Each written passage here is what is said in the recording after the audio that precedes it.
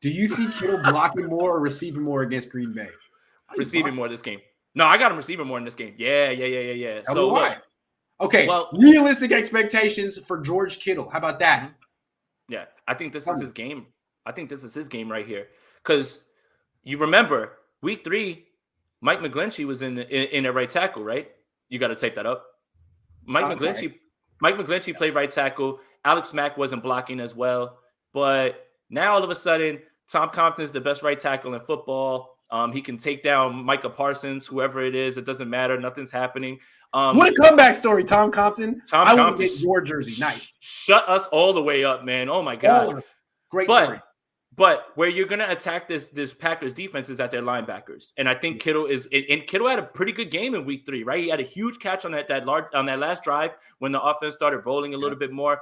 They're going to need him in this game. They're going to run the ball a ton. But I think that this is going to be Kittle's game because he's going to take advantage of those coverage guys, the coverage linebackers that they have, because the offensive line has been playing so well. And Jimmy Garoppolo is not going to hold that ball. They're just going to give him quick throws.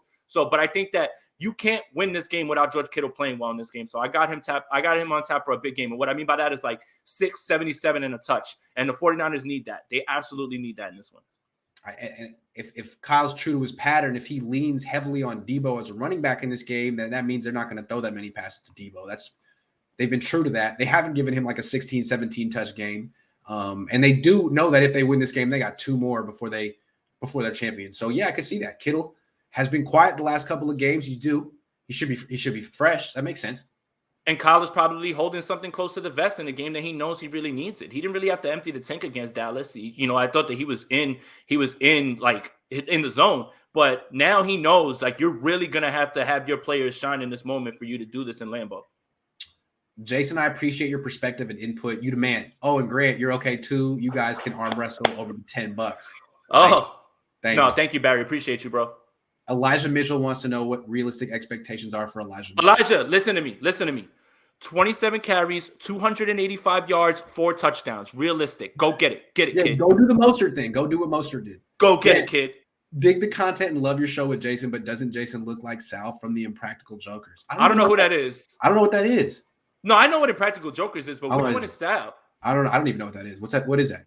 So basically, it's like these guys. There's 4 of them. They're comedians. They'll send one into they'll send one of them into like a grocery store and say, hey, you got to like tap people on the head and turn around and they'll tell them. It's like Jackass.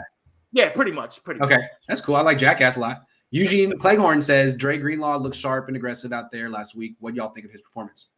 Yeah, he was. I mean, he had a high snap count, and he has to just control that aggression. It can't be ripping at helmets and slamming guys on the floor. Just control it. But yeah, he looks like a guy that is seeing what's in front of him right now. How everybody's talking about Aziz, and he's just like, hey man, y'all forgot about me, and he's trying to seize that moment anytime he gets back on the field, which is a great thing to see. Salim says, how badly is running Debo from the backfield going to affect his longevity with the team? He's an absolute stud, and we need him running, but I'm seriously worried about his health. That's a great question.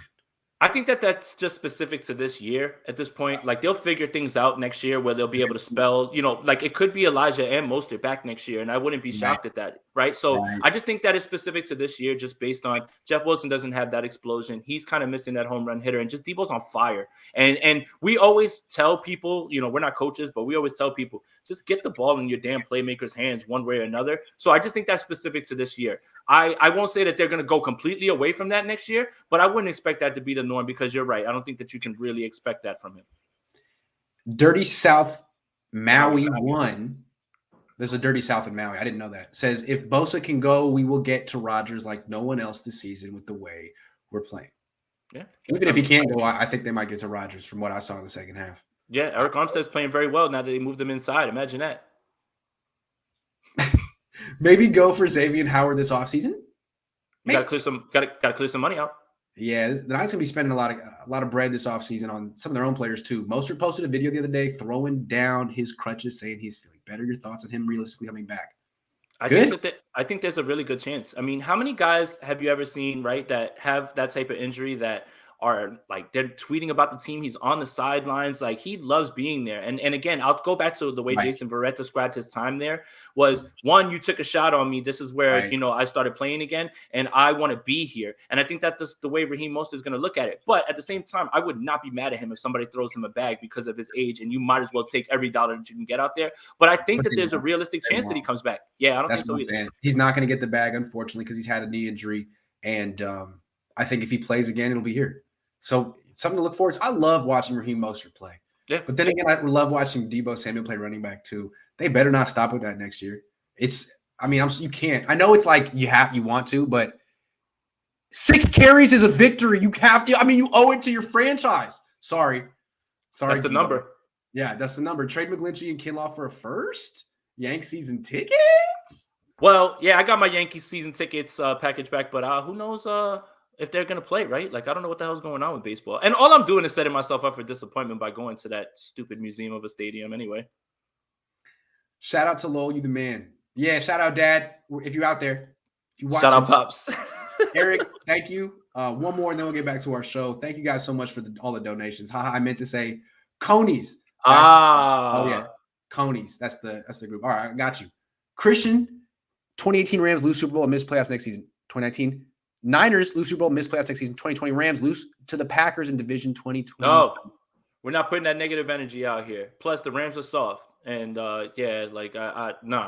We're not doing that. Nah.